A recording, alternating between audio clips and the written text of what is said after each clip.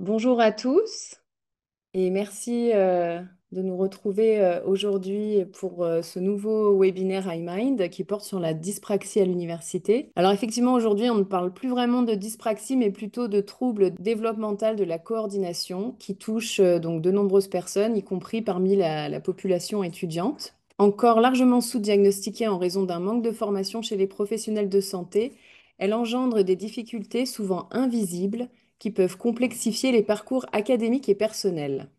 Donc, ce webinaire sera l'occasion d'apporter un éclairage sur la dyspraxie avec quelques définitions, l'évolution à l'âge adulte, les stratégies de compensation ainsi que les obstacles rencontrés dans l'accès au diagnostic. Nous explorerons également les répercussions concrètes sur la vie universitaire à travers le témoignage d'une personne concernée. Donc, pour guider notre réflexion, nous avons fait appel à Alice Gomez, qui est enseignante-chercheuse en psychologie cognitive au Centre de recherche en neurosciences de Lyon, et Émeric Sarrou, qui est étudiant en Master 2 de neurosciences et actuellement en stage au Canada. Avant de leur laisser la parole, juste quelques petits mots sur le déroulement de ce webinaire.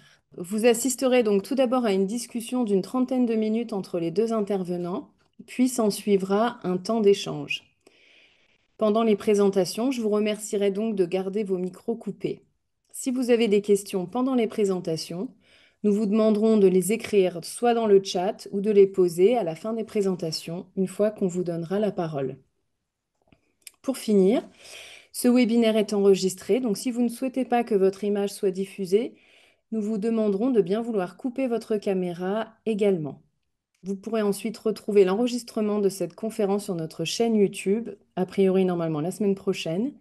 Et n'hésitez pas d'ailleurs à vous abonner à notre chaîne et à nos réseaux pour vous tenir au courant de notre actualité. Je vais maintenant du coup laisser la parole à Alice qui va débuter ce webinaire. Et je reviendrai tout à l'heure à l'issue de vos interventions. Eh ben, bonjour à tous. Je suis vraiment ravie de participer à ce webinaire avec Émeric Sarrou, qui est diplômé de Master 2 en neurosciences à Lyon 1 et que j'ai rencontré là-bas. Ce qu'on va vous proposer pendant une petite trentaine de minutes, c'est de faire rapidement un point sur ce que c'est que la dyspraxie. Émeric parlera des difficultés à accéder au diagnostic, la persistance à l'âge adulte, comme l'a expliqué Jennifer, et puis les stratégies globales pour l'inclusion, et on laissera à Émeric le mot de la fin. Alors, qu'est-ce que c'est que le trouble de la coordination motrice? Quand on s'intéresse aux classifications internationales, notamment le DSM-5, ça va être défini par une différence par rapport à la norme dans tout ce qui va toucher aux coordinations motrices. Ça s'évalue en général avec une batterie d'évaluation du mouvement qui s'appelle le MABC2, mais il y a d'autres types de batteries qui sont disponibles pour les professionnels et qui va permettre de mettre en évidence un retard dans le domaine de la dextérité manuelle, la capacité à faire des mouvements fins et précis, dans l'interaction avec des objets en mouvement, donc par exemple le domaine de l'interaction avec des balles, et dans la motricité plus globale, par exemple dans le domaine de l'équilibre. Pour que l'on pose le diagnostic de trouble du développement de la coordination motrice, au-delà de ce retard par rapport à la norme, on va avoir des répercussions, et ça c'est absolument essentiel, de ces symptômes dans la vie quotidienne. Donc au quotidien, chez le jeune enfant, ça se présente en général, par exemple, par une difficulté à apprendre à faire ses boutons, à lasser ses chaussures, à manger, se laver les dents. Au niveau académique, ça va plutôt être les difficultés d'écriture, de manipulation d'ustensiles en géométrie et en mathématiques qui vont être révélateurs de la difficulté. Et plus largement au niveau de la participation, toutes les activités sportives et artistiques qui impliquent de la coordination motrice vont être généralement altérées. Alors je vous montre rapidement une petite vidéo de Louis qui a 9 ans, qui essaye de faire finalement de la coordination, de l'équilibre, et vous voyez que pour lui tenir quelques secondes, c'est très compliqué avec un pied en l'air. Donc maintenir son équilibre, mais aussi jeter et viser une cible ou attraper une balle en mouvement, c'est quelque chose qui est difficile. Dans son quotidien, lasser ses chaussures, même s'il a la connaissance et il est capable de conceptualiser le geste, eh bien, ses coordinations vont le mettre en difficulté et on voit que la manière dont il utilise les différentes parties de son corps ne sont pas complètement adaptées pour l'objectif qu'il essaye de se fixer ici. Donc ça va être une des difficultés qui va être présente fortement pour lui. Avec cette définition, eh bien, on va avoir une prévalence qui est estimée entre 2 et 6% de la population. Il faut évidemment exclure des troubles neurologiques comme des paralysies cérébrales, des difficultés intellectuelles et un trouble du spectre de l'autisme pour bien situer dans ce déficit-là. Alors maintenant, si on essaye d'identifier les circonstances de révélation les plus classiques, eh bien évidemment, ça va être un retard dans l'acquisition de ces coordinations motrices qui va être révélateur au cours du développement de l'enfant. Donc c'est des enfants qui vont marcher plus tardivement, qui peuvent avoir des difficultés au niveau des sphincters dans l'âge précoce à se retenir, qui peuvent avoir des maladresses dans les jeux de balles qui vont être notés. Et c'est souvent les difficultés scolaires qui vont être au premier plan parce que les enseignants vont avoir des moyens de comparaison avec d'autres enfants et ils vont noter ben, souvent des difficultés dans le graphisme, peut-être des difficultés en éducation physique et souvent aussi dans la manipulation d'outils en géométrie. Une autre circonstance de révélation qui existe, c'est la recherche systématique de ce trouble dans le cas d'une comorbidité. Par exemple, s'il y a un diagnostic de TDAH ou de trouble du spectre de l'autisme qui a déjà été posé, eh bien, les professionnels peuvent aller rechercher systématiquement ces difficultés-là. À l'âge adulte, les plaintes motrices sont un peu moins au premier plan. Donc, si le diagnostic n'a pas été posé pendant l'enfance, eh ben, on va avoir des difficultés parfois pour les professionnels d'identifier finalement les besoins qui sont ceux des personnes concernées. Et donc, c'est plutôt les difficultés d'organisation, d'orientation spatiale qui vont primer. Mais je passe un peu vite, on pourra y revenir. On note un diagnostic qui est rendu difficile parce que historiquement, si on reprend la frise des appellations qui ont été données à ce trouble-là, elle varie au cours du temps jusqu'en 2015 où vraiment l'appellation trouble du développement de la coordination motrice par une conférence de consensus a été adoptée, ce qui permet de faciliter la terminologie et les échanges entre professionnels. Et malgré ça, on a un délai de diagnostic qui est noté de 3 ans à partir du moment où les premiers signes sont identifiés par la famille, par les professionnels qui entourent l'enfant. Donc un délai d'attente qui est extrêmement important. Très rapidement, on dit que c'est un trouble qui a une étiologie multifactorielle comme de nombreux troubles du neurodéveloppement, avec énormément de comorbidités, près de 50% de comorbidités, que ce soit avec le trouble du déficit de l'attention et de l'hyperactivité, la dysphasie, le trouble du spectre de l'autisme, et d'autres pathologies qui sont associées, qui sont souvent secondaires, comme l'obésité et les troubles anxieux secondaires. Il y a différentes hypothèses en termes de facteurs de risque qui sont évoqués. On pourra y revenir dans la discussion si vous le souhaitez. Il y a des hypothèses en termes d'influence génétique et épigénétique, des influences environnementales qui sont très, très clairement identifiées, comme notamment la prématurité qui va augmenter de 3 à 8 fois le risque d'avoir un trouble du développement de la coordination motrice. Et puis des influences aussi de l'environnement, de la pratique et du style de vie du niveau socio-économique dans lequel l'enfant va évoluer, qui pourrait aussi avoir un impact sur l'apparition de ce trouble. Et je te passe la parole, Émeric. Bonjour à tous. Donc, je vais rebondir un peu plus tard sur ce qu'a dit Alice sur l'expérience de l'adulte, parce que j'étais diagnostiqué assez jeune, j'ai eu cette chance-là. Moi, je voulais dire qu'en fait, dans mon expérience de diagnostic, ce qui ralentit énormément le diagnostic pour l'élève, c'est la perception de l'enseignant et la perception que s'inflige aussi l'élève. C'est-à-dire que l'élève, il est perçu comme très brouillon, très négligé. Il n'a pas envie de faire. Euh, donc moi, ça se voyait très clairement sur mon écriture. Et en tant qu'élève dyspraxique, je pouvais passer des heures pour faire quelque chose d'à peu près joli, qui était très peu brouillon. Et donc, j'avais cette phrase qui revient, je pense, très souvent chez les gens qui ont des troubles 10, c'est «tu vois quand tu veux». Parce qu'en fait, l'enseignant est persuadé que l'élève n'a pas envie euh, de faire bien et que voilà, il est négligé. Ça prend énormément, en fait, il ne s'en rend pas compte d'efforts pour produire un travail comme un autre élève. Et donc, pour moi, il y a eu cette image qu'on m'a souvent infligée, c'est-à-dire que j'étais brouillon et j'y ai cru pendant très longtemps. Euh, et puis, en fait, le plus dur, c'est de conscientiser qu'il y a une vraie difficulté et que c'est pas qu'on est brouillon et qu'il faut qu'on s'entraîne, qu'on fasse des lignes. Il y a, il faut aller au-delà de cette perception d'une difficulté qui est liée à nous, mais qui est vraiment une difficulté d'un trouble 10, il faut le conscientiser. Et donc, je pense que vraiment, le principal aujourd'hui, c'est que le diagnostic peut être ralenti par un enseignant qui n'est pas vraiment au courant de ce que c'est un trouble 10 Et c'est très important aujourd'hui d'avoir cette communication et qu'on puisse directement aller voir un professionnel euh, et que aussi les parents puissent être au courant, discuter avec l'enseignant de ces difficultés précises. Et je rajouterais aussi que ce qui est compliqué, c'est que qu'est-ce qu'il y a après le diagnostic? Le diagnostic pose une étiquette, il y a un trouble 10, mais finalement, qu'est-ce que veut dire ce trouble 10? C'est aussi quelque chose qu'on doit communiquer à l'élève, quelles sont tes difficultés, comment tu peux progresser, etc. C'est très important que l'enseignant et l'élève soient au courant de ce que c'est ces troubles 10 pour mieux l'encadrer et pour mieux l'accompagner, pour qu'il y ait une réussite scolaire qui soit encouragée très tôt, le plus tôt possible. Je te repasse la parole, Alice. Super. Donc là, maintenant, on va vous proposer rapidement de voir un petit peu la persistance des troubles à l'âge adulte et qu'est-ce qui peut impacter globalement.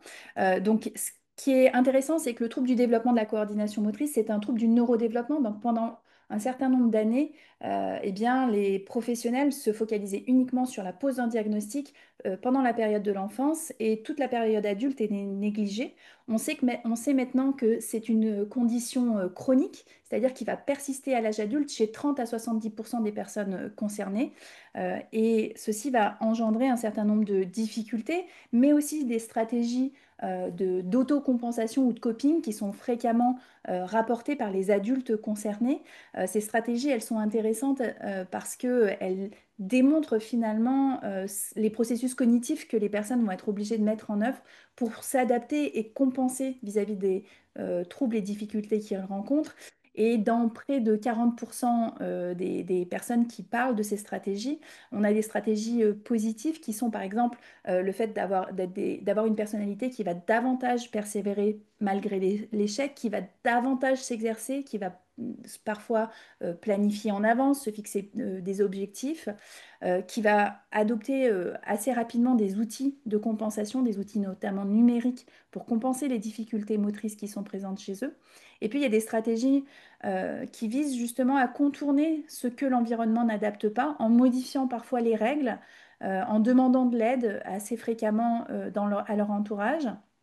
Et puis en visant aussi des objectifs qui sont parfois un petit peu sur le côté, je dirais, en s'engageant dans des activités qui leur permettent d'être en réussite, en étant chanteur, acteur, et en utilisant par exemple l'humour et l'optimisme pour l'acceptation d'eux-mêmes. Donc ça, c'est des choses qui sont fréquemment rapportées dans les études par les personnes concernées. Mais on a aussi à l'âge adulte des stratégies qu'on va dire plus maladaptatives dans le sens où bah, ces personnes, comme elles sont toujours concernées par ces difficultés et qu'elles rencontrent un environnement un peu défavorable, bah, elles peuvent avoir tendance à avoir des stratégies d'évitement des situations de coordination motrice et donc parfois d'interaction sociale. Et puis un sentiment pour certains d'entre eux, donc ça c'est un petit peu plus restreint, c'est 10% d'entre eux, de mal-être par rapport à leurs compétences. En termes de répercussions, quand on note ce qui place au premier plan les personnes concernées, et Émeric pourra en dire un peu plus, eh bien, la capacité à conduire va être quelque chose d'assez important. Le besoin à long terme d'assistance de la famille pour permettre le suivi scolaire, le sentiment d'adaptation et la limitation dans l'engagement des activités physiques et sociales, c'est quelque chose qui est au premier plan et qui a vraiment un impact sur la santé globale et l'insertion de ces personnes concernées. Alors moi, je voulais faire une focale plus particulière dans les répercussions sur les aspects qui peuvent à l'université avoir un impact sur les activités académiques. Le premier, c'est celui de l'écriture. Émeric en a parlé quand il était petit. C'est une difficulté majeure liée à la coordination motrice. On estime d'avoir 80, entre 80 et 90% des enfants dyspraxiques qui ont des difficultés d'écriture, qui vont être soit moins exacts, soit juste simplement plus longs, ou avec cette variabilité que décrivait Émeric, liée à la fatigabilité avec le temps de cette procédure qui ne sera pas automatisée, qui va impacter la lisibilité, comme on peut le voir ici à droite, et aussi ben, finalement les sensations que les personnes concernées peuvent ressentir quand elles doivent pratiquer de l'écriture pendant un temps assez long. Donc, on va avoir des douleurs de posture dans la main, dans le dos et de stress qui vont apparaître. Donc, dans ce cas-là, évidemment qu'il va falloir envisager l'introduction d'un ordinateur pour compenser cette situation de double tâche où à la fois on doit se focaliser sur le tracé graphique de ce qu'on doit faire au niveau de l'écriture, mais aussi sur un autre niveau qui est celui qu'on vise à l'université, c'est-à-dire par exemple, est-ce que je suis en train d'écrire un texte qui a du sens, qui est compréhensible et qui n'est pas du tout le même niveau que celui de l'écriture du point de vue graphique. Donc ça, il y a un certain nombre d'études qui montrent que l'introduction de l'outil scolaire, de l'outil ordinateur, ça va nécessiter un accompagnement par un professionnel formé précocement et que c'est quelque chose qui permet vraiment un gain de temps pour les personnes concernées et augmente la qualité de la production des textes qui va être fait, mais aussi la motivation des personnes concernées. Mais évidemment, ça nécessite précocement un accompagnement par un ergothérapeute. Donc, dans le contexte académique, va falloir être vigilant aux situations où on demande notamment à copier le tableau, à prendre des notes, à faire des tests en papier-crayon ou à écrire un rapport à la main. Alors, ça devient évidemment de moins en moins présent, mais voilà, il reste cette vigilance accrue à avoir sur le domaine de l'écriture. Le deuxième domaine que je voulais souligner, c'est celui de la lecture, parce que celui-ci, bien souvent, il est moins évident dans le trouble de la coordination motrice, parce qu'a priori, on s'attend à des difficultés motrices, et pour autant, il y a un certain nombre de personnes avec cette difficulté qui vont avoir du mal à coordonner les saccades oculaires et ce qui va générer chez eux une fatigabilité accrue à la lecture. Donc là, ce que je vous ai représenté, c'est les mouvements des yeux qui sont nécessaires pour lire un texte. Vous voyez que quand on fixe un texte, en fait, on va avoir une partie qui est très très précise et très facile à lire, qui est au centre de notre fovea, et tout le reste, en fait, on s'en rend pas compte mais on a un flou qui est créé. Et donc là, bah, on va faire des saccades oculaires tout le long du texte pour pouvoir accéder à cette information. Et en fait, bah, les adultes dyspraxiques comme les enfants, ils peuvent avoir des difficultés dans ces situations en raison de leurs difficultés de contrôle moteur au niveau des mouvements des yeux. Donc là, bah, il va falloir envisager aussi des adaptations pour lire les textes, que les personnes concernées puissent accéder aux textes qui sont proposés dans le contexte universitaire, avec une réflexion sur le format des textes qui est distribué. On ne peut pas avoir une copie d'un livre à la maison parce que des outils qui permettent de lire automatiquement ou d'aider à la lecture et qui peuvent être par exemple proposés sur le site du Cartable Fantastique, bah, pourraient pas être mis en œuvre. Donc ça va être un autre aspect, à mon sens, qui est assez important. Je vais peut-être terminer par deux slides avant de passer la parole à Émeric. Dans le contexte de l'université, en général, il va y avoir des compensations qui peuvent être proposées si le trouble du développement de la coordination motrice est posé, notamment par les missions handicap. Quand on regarde la littérature internationale, ce qu'on voit, c'est que l'essentiel des adaptations qui sont proposées, ça va être du temps additionnel pour les évaluations. Et puis la présence de cet ordinateur ou d'un tuteur, d'un étudiant tuteur qui va guider et qui va accompagner.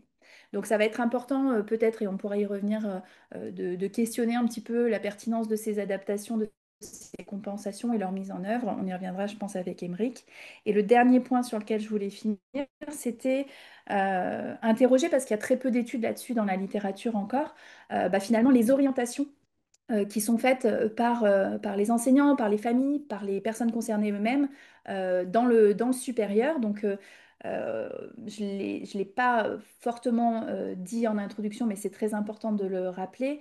Le trouble du développement de la coordination motrice en soi n'affecte pas le niveau d'efficience intellectuelle. Et donc, c'est des personnes qui ont des difficultés motrices, mais qui sont très intelligents et donc qui auront la capacité à atteindre des niveaux d'université très complexes et de s'insérer socialement, et c'est bon, c'est le cas d'Emery, il y reviendra.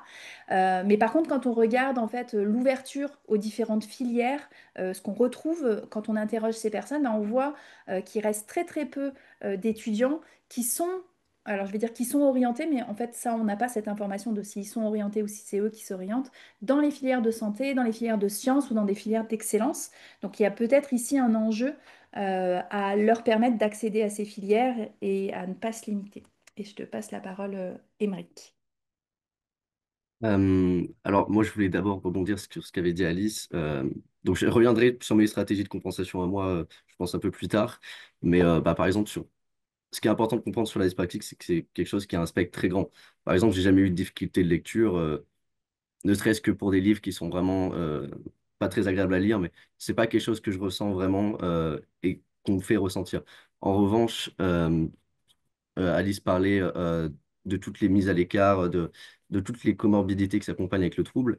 Et pour le coup, il y a à l'université, sur mon expérience, parce que maintenant on va parler de l'université, c'est beaucoup plus simple, ces stratégies de compensation. Par exemple, la présence d'un ordinateur. Tout le monde travaille avec un ordinateur enfin, à l'université. Alors que quand j'ai eu mon diagnostic, donc en fin de à peu près au milieu de collège, quand j'ai eu un ordinateur, j'étais le seul.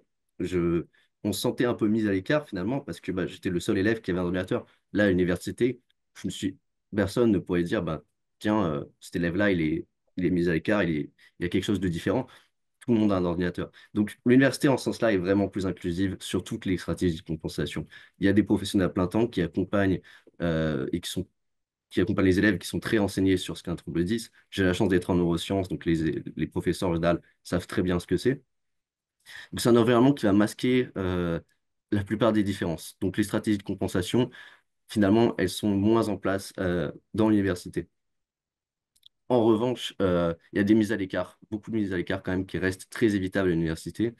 Donc, sur les accompagnements qui sont proposés, comme disait Alice, les tiers-temps, euh, l'ordinateur, etc., ça en examen, souvent c'est à l'élève de prendre le pas et dire voilà, j'ai un tiers-temps, je vais travailler sur ordinateur. L'enseignant est pas du tout assez mis au courant et souvent, quand il y a un amphithéâtre avec tous les étudiants qui vont faire leur partiel. Et finalement, le professeur, ça m'arrive souvent, demande, bah, levez la main si vous avez un tiers-temps ou quelque chose. C'est un peu une mise à l'écart qui est évitable. Et voilà, c'est quelque chose, ça fait partie des comorbidités de, je dirais, la dyspraxie, c'est ces comorbidités sociales où en fait, la dyspraxie ne pose pas tellement de problème à l'élève, c'est mon cas dans tous les jours, dans la vie de tous les jours, mais socialement, je me sens mise à l'écart à l'université dans ces conditions d'examen-là.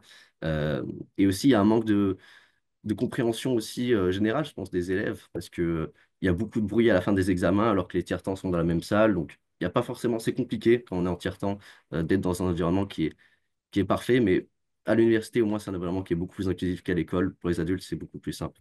Mais cet accompagnement est perfectible par les professeurs, une meilleure communication entre les professeurs et les professionnels qui accompagnent ces élèves-là.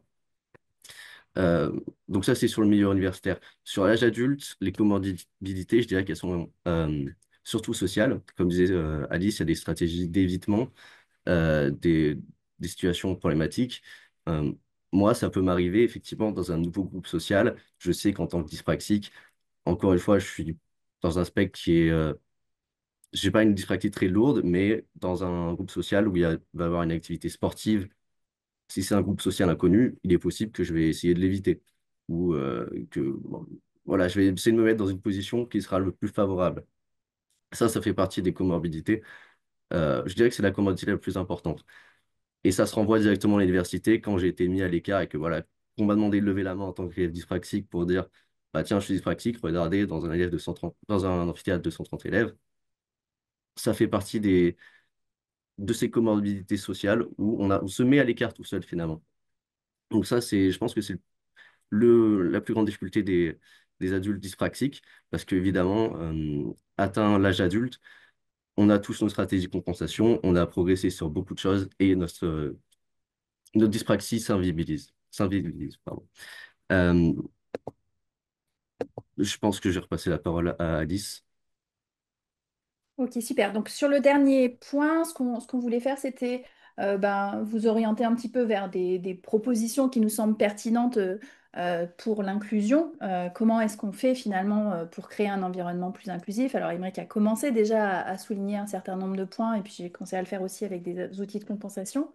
Je pense que l'idée principale à retenir, c'est que à l'âge, enfin chez le jeune enfant, mais à l'âge adulte, c'est encore plus évident, Finalement, pour créer un environnement inclusif, il faut bien comprendre qu'il va falloir changer l'environnement plutôt que l'élève, plutôt que l'étudiant, et qu'il y a certains déficits comme le trouble de l'écriture qui vont être au cœur des difficultés. Donc l'usage de l'outil numérique, bah, évidemment, voilà, on peut pas s'en passer. Euh, Ça veut dire qu'il va y avoir à considérer comment on peut faire pour accompagner ces aides techniques pour qu'elles favorisent aussi l'usage de l'ordinateur. Alors de plus en plus, c'est quelque chose qui est fait, mais par exemple, permettre de proposer des ressources numériques qui sont accessibles en amont du cours, de manière à ce qu'il puisse y avoir un suivi sur l'ordinateur de la trace, permettre d'utiliser l'ordinateur perso en TD, l'impression des documents qui devraient éventuellement être rendus à la main. Voilà, toujours autoriser un rendu informatisé des textes, ça paraît une évidence. La deuxième dimension, bah, c'est justement ces environnements sportifs non compétitifs, essayer de faire en sorte, dans les environnements universitaires, où il y a des situations d'activités qui sont des activités sociales, de réfléchir comment est-ce que la participation, elle peut réduire les phénomènes de comparaison sociale, ce sentiment de baisse de l'estime de soi qu'a bien évoqué Émeric, et de réfléchir à ce que les activités qui impliquent de la coordination motrice, bah, finalement, ce ne soit pas uniquement des activités, enfin, les activités sociales ne soient pas uniquement des activités où on va faire, je sais pas moi, un concours de badminton et on va voir que celui qui est le gagnant, parce que ça, effectivement, c'est des environnements un peu compétitifs qui peuvent être défavorables à la participation sociale. Le deuxième aspect qui me semble important, c'est d'identifier des temps et des lieux de repos. Alors ça va dépendre évidemment du spectre hein, et de l'intensité des difficultés, mais la coordination motrice, pour ceux pour qui c'est peut-être un peu plus intense qu'Emeric, c'est quelque chose qui va affecter aussi la posture et qui peut placer ces adultes dans une fatigabilité qui est accrue. Et ça, je pense que tenir compte de cette fatigabilité à l'université, c'est absolument essentiel. Donc, leur permettre d'avoir des temps et des lieux de répit qui ne sont pas forcément nécessaires peut-être pour d'autres étudiants et qui puissent ensuite rattraper à d'autres moments ce qui n'a pas pu être terminé dans la journée. Si jamais voilà, on est en fin de période, ils sont extrêmement fatigables. Je pense que cet aspect, il peut être important. Le dernier aspect qui est souvent noté par les personnes qui sont concernées, c'est la difficulté d'orientation spatiale. Alors, évidemment, quand on pense trouble de la coordination motrice, on pense d'abord aux difficultés motrices, mais il y a aussi des difficultés visio-spatiales qui peuvent impacter certaines personnes concernées dans l'orientation et l'orientation dans les locaux. On sait que souvent, l'université, bah, ça peut être un peu un méandre. On va nous donner des numéros de salle de TD qui changent à la dernière minute. Et ça peut, la non-connaissance de l'environnement, ça peut être quelque chose qui peut être difficile à gérer, surtout quand on arrive sur un campus. Donc il y a des systèmes de signalisation qui se développent, notamment pour les personnes qui sont malvoyantes. Mais en fait, ces systèmes, ils peuvent être tout à fait adaptés en fait aux besoins de personnes qui ont des troubles de la coordination motrice. Alors pour les stratégies un petit peu plus pédagogiques, globalement, il faut que les enseignants ils réfléchissent à modifier leur stratégie pédagogique pour être inclusif pour tous les troubles, pas uniquement pour le trouble de la coordination motrice, en essayant au maximum déjà à la base d'avoir une conception universelle des apprentissages. C'est-à-dire que dès la conception de la séance, on essaye d'envisager la diversité des besoins cognitifs qui peuvent apparaître et de proposer des moyens de représentation du contenu qui sont diversifiés parce que par exemple, pour certains dyspraxiques, les tableaux à double entrée, ça va être extrêmement compliqué. Donc, est-ce qu'il y a la possibilité d'avoir d'autres formes de représentation sous la forme d'un contenu sémantisé? Et puis aussi pour les moyens de représentation de comment est-ce que pardon, sur les moyens d'action et de réponse qui sont donnés par les étudiants, ça on en a un petit peu plus parlé. On a dit que la trace écrite, elle pouvait être tapuscrite, donc tapée à l'ordinateur, mais on peut aussi imaginer d'autres modalités qui varient et qui sont possibles, comme par exemple faire des réponses orales et laisser l'opportunité en fait aux étudiants de choisir ce qui est le plus adapté à leur profil cognitif. Et ça, en fait, bah, ça peut répondre à une diversité de besoins cognitifs qui ne se limitent pas finalement aux troubles de la coordination motrice et qui ne nécessitent pas que ait besoin lui-même d'aller signaler et d'aller chercher une adaptation dans ces situations-là. Donc on a évoqué le fait d'éviter la surcharge et donc de laisser la possibilité de consulter les cours en différé, en audio, d'avoir peut-être des prises de notes participatives qui peuvent être mises en place, et puis favoriser aussi le travail en binôme, notamment sur tout ce qui va être travaux pratiques, je pense là plutôt dans des domaines comme la chimie ou la physique qui peuvent poser problème. Et pour terminer, vraiment favoriser des représentations langagières de l'information quand c'est possible, pour éviter ces fameux tableaux à double entrée, les cartes de géographie, les schémas de biologie, qui pour certains, et ça encore une fois, c'est pas tous, qui pour certains peuvent être vraiment très très compliqués à gérer, alors même que le concept va être parfaitement maîtrisé s'il est représenté sous forme langagère. Donc voilà, la multiplicité, je dirais, des formats de représentation de l'information et de capacité de répondre, des moyens d'évaluation, notamment en favorisant des réponses à l'oral, c'est quelque chose qui, s'il est conçu comme ça dès la création d'un cours, va permettre d'avoir une approche très inclusive avant de basculer sur des stratégies de compensation. Donc je te laisse la parole, Émeric, pour la conclusion. Bah, je vais rebondir sur ce que tu avais dit à l'instant, sur les stratégies de compensation à l'oral pour les élèves. C'est vrai que c'est quelque chose qui est très bien à mettre en place, notamment pour mon parcours universitaire. Je trouve que enfin, à l'oral, j'ai toujours très bien réussi. Mais évidemment, si on me demandait de faire un schéma ou quelque chose comme ça va être, même si, comme tu disais, la notion est très bien maîtrisée, euh, il va être beaucoup plus compliqué pour moi que de faire quelque chose qui va être très beau, un très beau schéma de biologie comme on peut l'imaginer. Donc les stratégies à l'oral, c'est très bien. Encore une fois, il faut s'adapter aux différents profils. Et moi, mon message, c'est en tant que dyspraxique, il faut absolument pas s'auto-limiter. On est capable sur la lecture, sur l'écriture et sur le parcours académique. Et sur l'écriture, si je parlais un peu plus de mon expérience personnelle, j'ai toujours eu des très très bonnes notes en rédaction. Du moment où ce qu'on ne regardait pas, évidemment, mon écriture manuscrite, mais tout ce qui a été tapé à l'ordinateur, j'ai eu toujours des très bonnes notes. Donc en rédaction, on est capable. Et aujourd'hui, euh, là où je peux avoir un parcours intéressant, c'est que malgré toute la pression qu'on a infligée, les professeurs, malgré eux, sur l'écriture, moi aujourd'hui, ce que j'adore, c'est écrire dans mon temps personnel, que ce soit de la poésie, de la philosophie, c'est quelque chose que j'apprécie grandement. Et voilà, il faut savoir qu'on est capable et que c'est pas parce qu'on écrit très mal en tant que dyspraxique que tout de suite on va pas réussir à écrire de beaux textes, bien savoir rédiger, bien savoir expliquer. Il faut surtout pas s'auto-limiter parce que c'est cette perception-là qu'on peut avoir de nous en tant que dyspraxique qui va nous dire bah, je vais pas me lancer dans cette activité, la rédaction je vais être nul.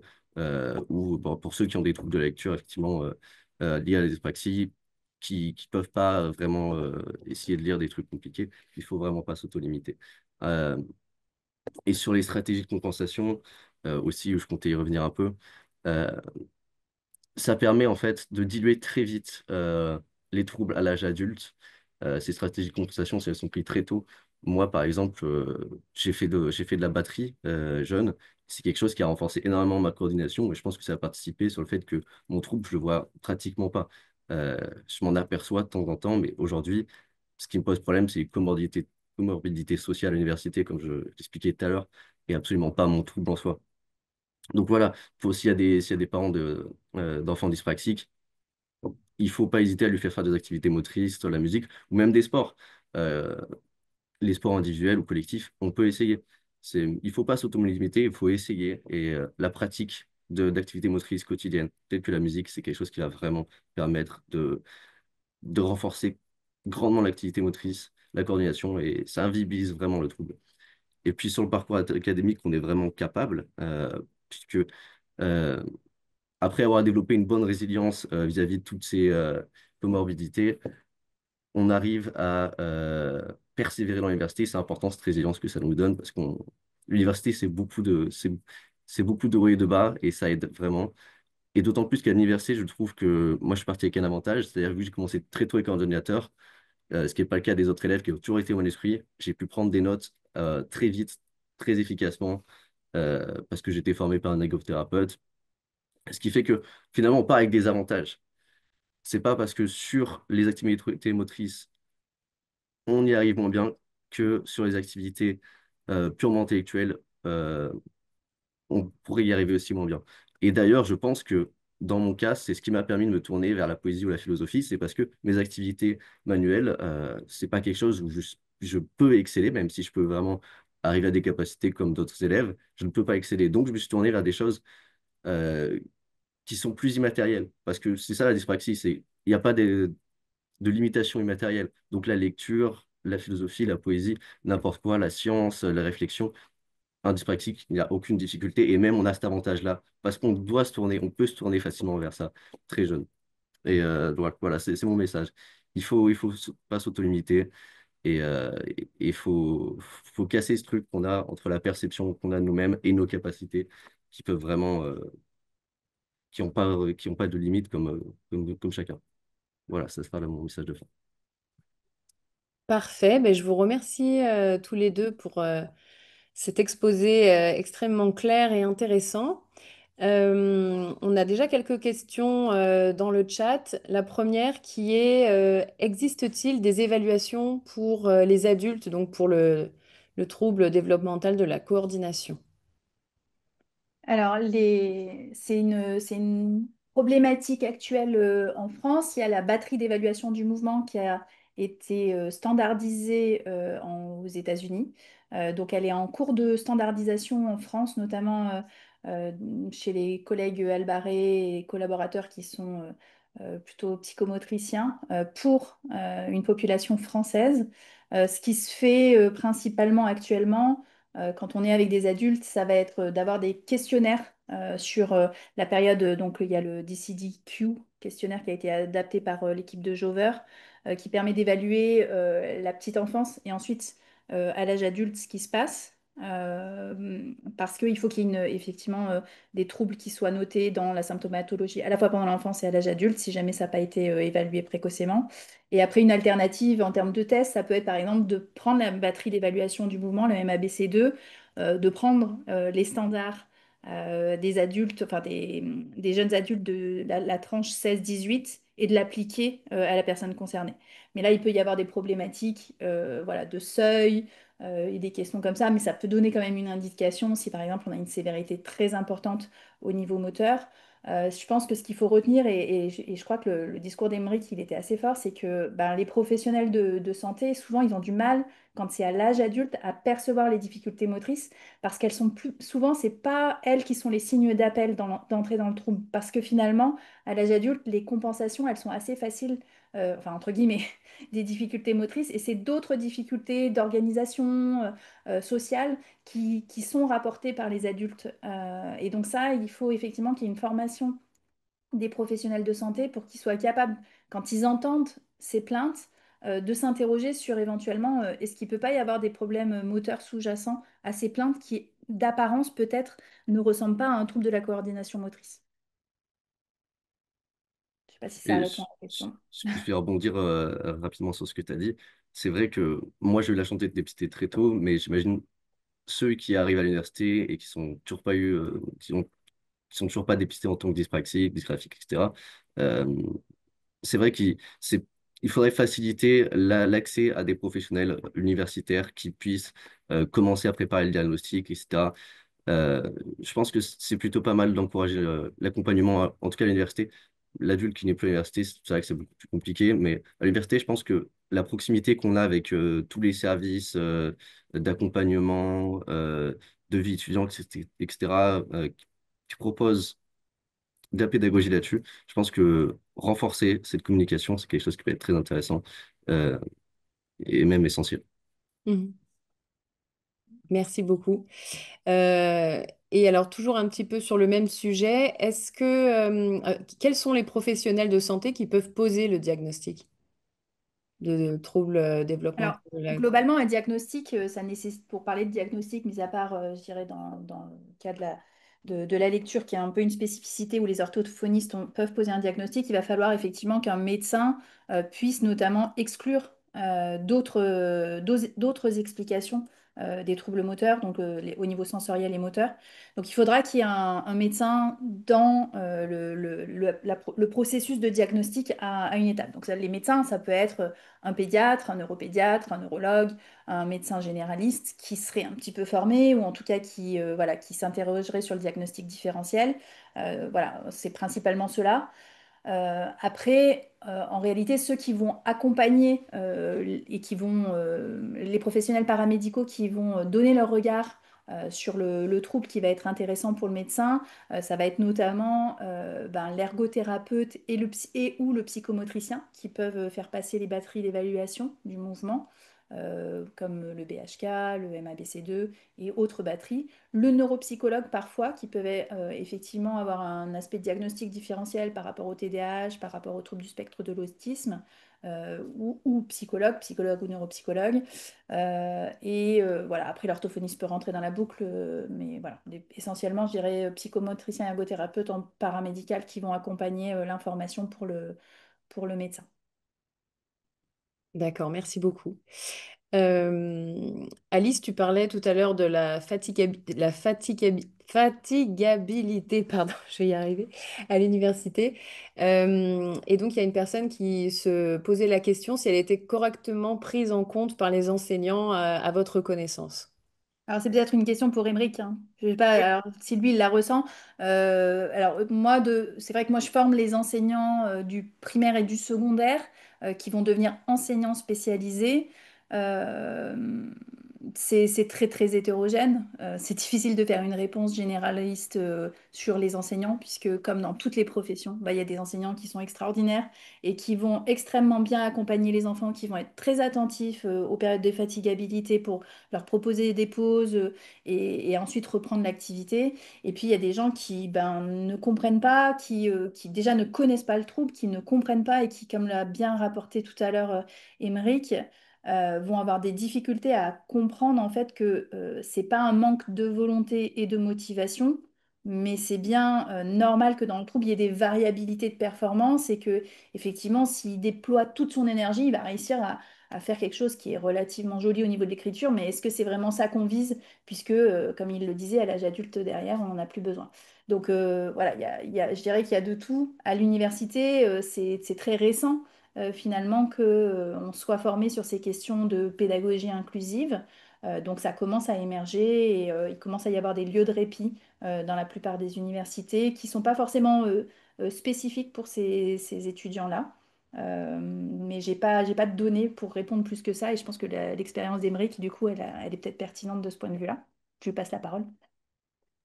Alors, sur la fatigabilité, c'est quelque chose que j'ai énormément ressenti, effectivement, au lycée, au collège, quand j'avais encore une écriture manuscrite, parce que je vois que ça a été dit dans le chat. On peut avoir une douleur à l'écriture, en fait, qui peut venir plus ou moins vite. Là, je ne sais pas pourquoi, ça dépend. Mais si on va écrire une trentaine de lignes, c'est vraiment désagréable. Euh, mais à l'université, moi, je suis sur ordinateur, quand je fais mes examens, etc. C'est quelque chose, j'ai pas vraiment de fatigabilité motrice quand je vais taper à l'ordinateur. Et puis de toute manière, il y a un tiers-temps, effectivement, bon, même si les examens étant très durs, des fois le tiers-temps, c'est pas forcément euh, pour cette question de fatigabilité. Mais voilà, en tout cas, on a un tiers-temps qui nous permet euh, de répondre à cette fatigabilité parce qu'effectivement, il y a des choses qu'on va faire à l'écrit tous les jours, on va faire des schémas, etc. Donc le tiers-temps, c'est important là-dessus. Après, c'est vraiment quelque chose à l'université c'est quasiment plus une problématique, comme je disais, parce qu'on n'a plus de manuscrits. Ok, ok, merci Émeric. Et une autre question pour toi, tu nous as parlé de certains préjugés que les professeurs pouvaient avoir, notamment que les personnes dyspraxiques ne faisaient pas d'efforts. Voilà. Est-ce qu'il y a d'autres stéréotypes dont tu as souffert, toi, pendant ta scolarité en général? Oui, il y a pas mal d'autres stéréotypes. Après, personnellement, j'en ai pas énormément souffert parce que j'avais une étiquette et je ne savais pas forcément ce que c'était. Donc, c'était pas de la souffrance, c'était surtout beaucoup d'incompréhension. Euh, Parce que voilà, on ouvre l'ordinateur et qu'est-ce que ça veut dire? Donc, c'est pas non plus directement une souffrance, mais il y a des stéréotypes qui peuvent être désagréables. C'est-à-dire que moi, dans mon expérience, souvent, les professeurs, quand j'avais écrit un peu mieux par miracle, ils montraient la copie de la classe, en mode, ils montraient à tout le monde et regardez, Mike, il a écrit bien.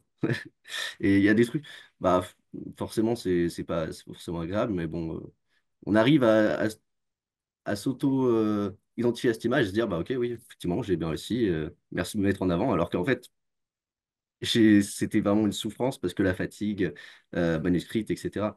Euh, donc, après, peut y avoir des stéréotypes qui sont euh, complètement. On n'y pense pas directement, mais moi, quand j'ai eu un ordinateur comme stratégie de compensation, bah, je suis passé de t'as une écriture qui est pas belle à t'as un ordinateur, tu triches. Parce que tu es sur un ordinateur, tu peux tricher facilement. Donc j'avais vraiment une surveillance qui était accrue des professeurs, qui finalement était quasiment plus sur mon dos que quand j'écrivais mal et qu'il fallait faire des critiques là-dessus. Donc voilà, il y a ces stéréotypes-là qui rentrent en jeu. Encore une fois, moi, j'ai pas eu une dyspraxie qui était très, très, très visible en termes de coordination motrice dans le sport, etc. Donc, j'ai pas eu de critique des profs de PS ou ce genre de professeurs. Mais j'imagine que ça peut être le cas chez d'autres enfants dyspraxiques. Mais évidemment, s'ils ont fait du sport, ou etc., ça peut essayer de diminuer cette visibilité motrice et éviter que, voilà, qu'on ait des critiques par les profs de PS, etc. Mais c'est pas quelque chose que j'ai eu comme stéréotype, mais je pense que c'est possible pour les profs de PS. Mais souvent, c'est les profs de français ou les profs de mathématiques, tout ce qui va nécessiter une activité motrice. Puis Peut-être voilà, pour, l'ordinateur, peut-être pour rebondir sur ce que tu dis, Émeric, sur le domaine, parce qu'il y a une question là-dessus sur la motricité. Est-ce que, il y a de l'hétérogénéité en fait sur les domaines? Donc ça, Émeric l'a dit aussi, en fait, il y a des profils très très différents au sein de ce grand domaine qui est le trouble du développement de la coordination motrice. Et on peut tout à fait avoir des profils d'élèves, enfin, ou d'individus qui vont avoir des déficits vraiment localisés sur la motricité fine, des répercussions sur l'écriture, sur les gestes fins, mais pas de difficultés sur la coordination motrice globale, l'équilibre, le sport, la pratique du sport, et qui par exemple pourrait être très très bon et faire du rugby par exemple. Et à l'inverse, on peut avoir le cas inverse, c'est un peu moins fréquent, mais ça existe aussi avec de la motricité globale qui est affectée, d'équilibre qui est perturbé, mais moins de difficultés dans le domaine de la motricité fine. Donc ça, c'est effectivement quelque chose qui existe. Et du coup, ben, il ne faut pas s'empêcher effectivement de bien réfléchir sûr. si ça impacte le quotidien de la personne, même s'il n'y a pas les différents domaines qui sont affectés. Est-ce qu'il y a un trouble de la coordination motrice à poser dans ce cadre-là? Bien sûr. La motricité fine, moi, c'est quelque chose qui me pose aujourd'hui plus problème parce que, évidemment, en sciences, j'ai utilisé des techniques qui me demandent d'être très précis, de la dissection, d'utiliser des pipettes, donc des outils qui doivent être très, très précis, qui nécessitent une bonne coordination. C'est quelque chose que j'y arrive en motricité fine. Euh, En fait, c'est très hétérogène la manière dont un trouble peut affecter un individu, comme disait Alice. C'est-à-dire que, en général, j'ai de bons réflexes, mais ça m'arrive d'avoir des réflexes dont je suis dyspraxique. Il doit être moins bien. Mais en revanche, la métro fine, je n'ai pas réellement de problème sur des trucs très, très, très fins. Et voilà. Après, voilà, en tant qu'enfant, j'ai fait énormément de Lego, donc je pense que ça aide aussi euh, à renforcer cette planification des mouvements, etc. Mais voilà, c'est très hétérogène, finalement, le TDC, comme on disait. Parfait, merci. Est-ce qu'il y a quelqu'un dans l'audience qui souhaite prendre la parole pour poser sa question directement? Si vous voulez, vous pouvez lever la main et on vous donne la parole. Mais sinon, on va continuer parce qu'il y a d'autres questions dans le chat. Parmi les adaptations que les professeurs peuvent mettre en place, il était question, par exemple, donc dans le cadre du TDC, d'éviter tout ce qui était schéma, tableau. Alors qu'on sait que, par exemple, pour d'autres étudiants, ça va être des aides visuelles sur lesquelles ils vont avoir besoin de s'appuyer. Comment est-ce qu'on fait pour combiner les besoins de tous, en fait? Bah, je pense que là justement, c'est multiplier les formats de représentation pour que la personne concernée puisse choisir ce qui lui convient le mieux. C'est-à-dire que quand on prévoit une activité voilà, pour faire travailler, je ne sais pas moi, les individus sur le fonctionnement du cœur, bah, il va falloir effectivement peut-être pour certains favoriser la représentation sous forme de schéma et associer à cette représentation un texte. Alors on a la chance d'avoir maintenant l'IA génératif qui nous permet de faire des choses hyper vite en tant qu'enseignant. Alors évidemment, peut-être qu'on peut retravailler sur le contenu pour repréciser, mais le fait de, dès la conception de l'activité, penser la multiplicité des formats, en fait, ça fait qu'on va répondre à un nombre de besoins qui est beaucoup plus important. Donc là, on approche cette question par l'angle du trouble du développement de la coordination motrice, mais ce sera vrai pour d'autres besoins parce que effectivement, peut-être quelqu'un qui va avoir une déficience visuelle, ben, le schéma, il ne sera pas non plus adapté pour lui. Donc le fait d'avoir déjà transposé en texte écrit, ça va lui permettre d'accéder au lecteur audio et de répondre. Donc en fait, ça va pas être. Ce qu'il faut bien avoir en tête, c'est que l'enseignant, on ne va pas lui demander pour chaque élève de sa classe d'avoir un format spécifique. Le besoin qui est spécifique pour un étudiant, d'avoir des difficultés à traiter le visio-spatial, ben, finalement, ce besoin, on le retrouve dans plusieurs troubles. Et donc, ça va être plutôt cette diversité des formats qui va répondre au plus grand nombre. Et ensuite, si ça suffit pas, bah, effectivement, il y a la mission handicap qui va peut-être pouvoir accompagner des besoins très très spécifiques et individuels auxquels l'enseignant il n'aura pas pu répondre dans un premier temps. Merci beaucoup. Une autre question du chat qui demande à partir de quel âge est-il possible de mettre en place un ordinateur à l'école? Ouais, c'est une bonne question. C'est une très bonne question parce que, en fait, effectivement, il faut que la coordination, elle soit quand même relativement bonne pour être capable de maîtriser l'ordinateur.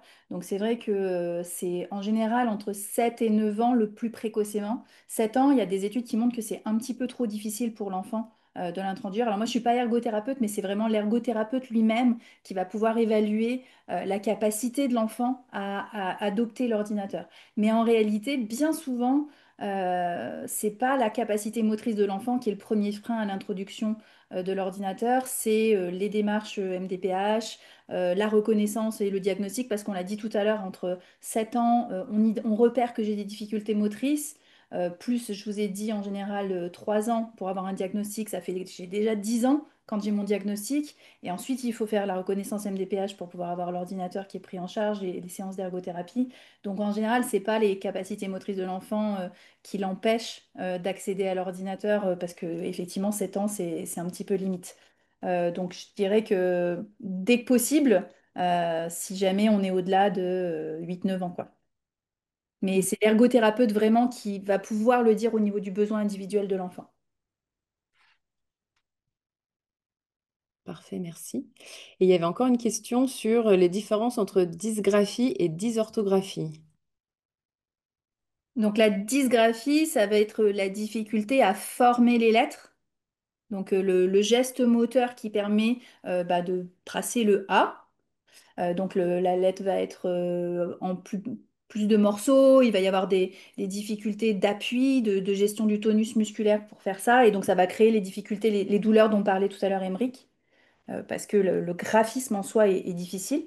Et la dysorthographie, ça peut être une conséquence de la dysgraphie parce que quand on se concentre en fait, et Émeric l'a bien expliqué tout à l'heure, quand il se concentrait pour faire ses lignes, etc., ça lui demandait un effort qui est extrêmement important. Et du coup, comme tout son processus attentionnel est porté sur la qualité de la forme graphique, bah, du coup, il a moins de ressources pour d'autres traitements et notamment l'orthographe des mots. Donc l'orthographe, c'est savoir que ben, en français, femme, ça s'écrit F-E, deuxième E, alors même que c'est quelque chose qui est irrégulier. Donc il va y avoir peut-être des surnormalisations. En écrivant râteau, ils vont écrire R-A-T-O au début parce qu'ils ont plus de ressources cognitives pour réfléchir à ce qu'ils sont en train d'écrire. Et c'est pour ça que tout à l'heure, je vous disais que quand on a introduit l'ordinateur, ben, non seulement ben, les personnes sont plus motivées, mais en plus ils vont être capables de produire des textes de meilleure qualité. Et la qualité du texte, c'est à la fois ce que disait Émeric, moi je vais pouvoir créer de la poésie, je vais pouvoir avoir des idées, générer des idées importantes, intéressantes, mais c'est aussi ben, ces processus cognitifs un peu complexes comme la gestion de l'orthographe, qui est un processus de haut niveau. Alors, je vais rebondir là-dessus parce que moi, j'ai la chance d'être dysgraphique et dysorthographique aussi. C'est un truc qui se poursuit à l'ordinateur, mais évidemment, les correcteurs orthographiques qui aident aussi. Mais je pense que c'est une comorbidité que j'ai pas abordée, mais c'est ce qui me prend le plus de temps en fait. Maintenant que j'ai l'ordinateur dans un examen, je vais devoir trouver mes fautes d'orthographe. Et on a une langue qui est très complexe. L'avantage, c'est qu'aujourd'hui, en master, je dois faire tous mes devoirs en anglais et c'est quelque chose qui est beaucoup plus simple pour moi parce que je ne dois pas réfléchir à tous les accords, toute la grammaire. Mais voilà, évidemment, encore une fois, ça n'empêche pas d'avoir des capacités rédactionnelles qui sont très bonnes. Et c'est juste, il faut relire ses fautes, c'est beaucoup de temps. Mais si on nous laisse le temps, on peut produire des très bonnes rédactions. Euh, sans problème. Voilà. Peut-être pour préciser, à la fois dysgraphie, dysorthographie, c'est pas des troubles, c'est plutôt des symptômes. C'est un peu comme la fièvre. Oui. La fièvre, ça veut pas dire que nécessairement on a la grippe. Ça peut vouloir dire plein de choses, la fièvre. Donc avoir une dysgraphie ou avoir une dysorthographie, ça peut être associé à plein de troubles différents et c'est associé fréquemment dans le trouble de la coordination motrice. Parfait, je vous remercie beaucoup. Est-ce que... Alors, je vois qu'il y a encore une question. Y a-t-il des correcteurs d'orthographe plus performants que ceux de base dans Word? Aymeric, toi, de ton expérience. Alors, je sais que ça existe, effectivement. Ça se développe vraiment énormément avec l'IA. Euh, Moi, en général, ce que je fais, il y en a un qui s'appelle Scribens, ou alors je demande à ChatGPT de corriger un peu mes erreurs. Euh, voilà, évidemment, de toute manière, en première relecture, on peut enlever énormément de fautes d'orthographe. Mais je pense que l'IA a un avenir, a beaucoup d'avenir là-dedans dans le correcteur orthographique plus performant. C'est vrai que Word ne va pas avoir toutes les fautes d'orthographe à l'échelle d'une phrase. Il va pas faire tous les accords grammaticaux correctement. Et c'est ça qui peut le plus poser problème quand on écrit euh, avec une dysorthographie. Ouais.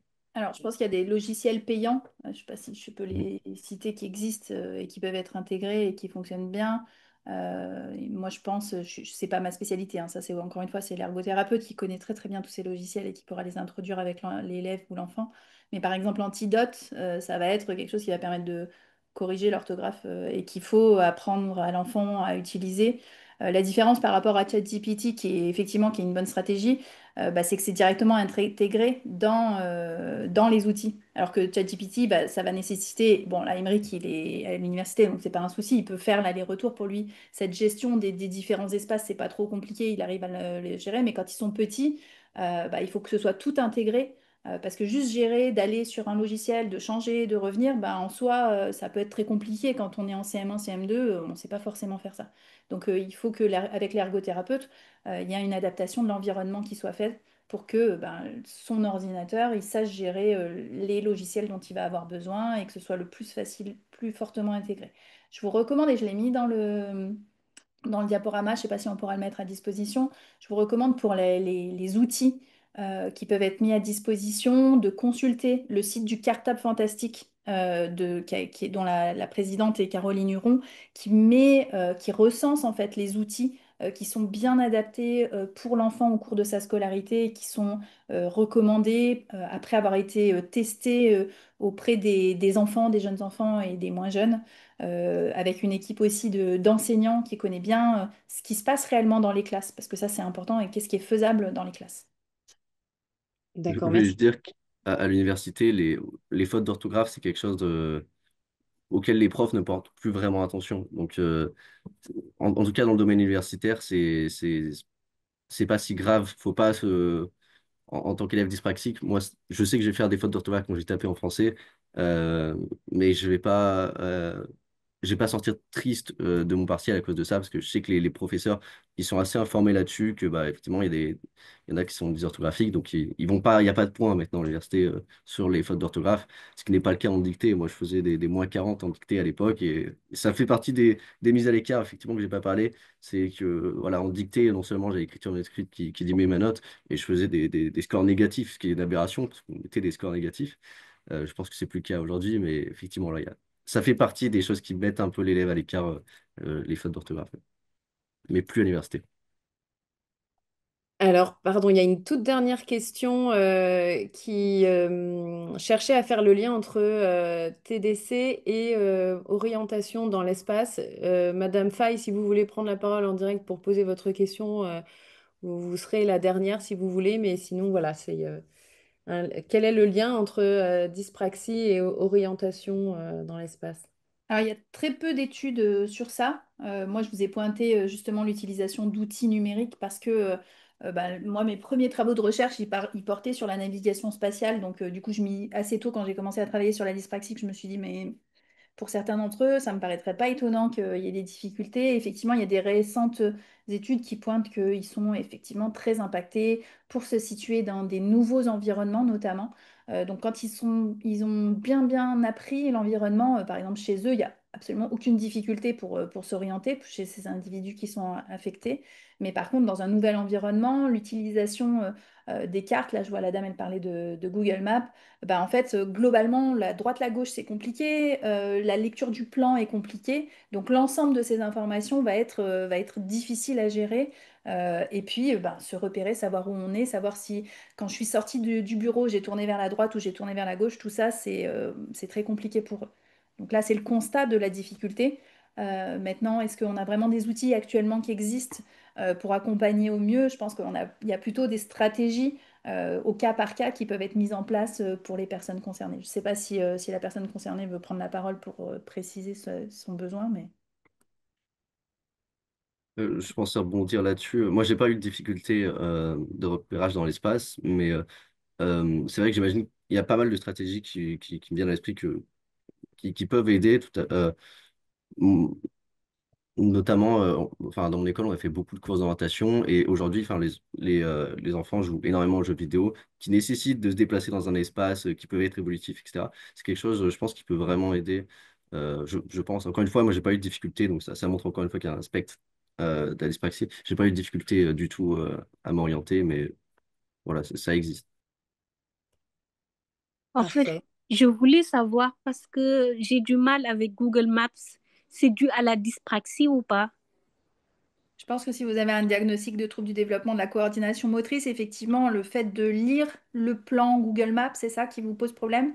Euh, Oui, ben, ça peut être à différents niveaux. Ça peut être la charge d'information visuelle qui pose problème. Ça peut être la transposition entre le format deux dimensions versus trois dimensions, qui est un processus de transformation spatiale.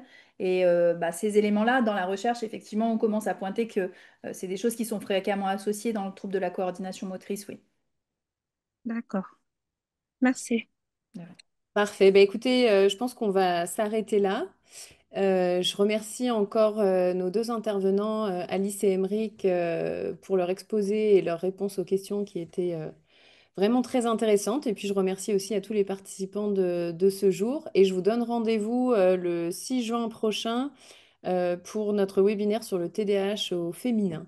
Voilà. Eh bien, écoutez, en tout cas, je vous souhaite une très bonne après-midi et je vous dis à très vite. Merci. Merci beaucoup. Merci. Merci.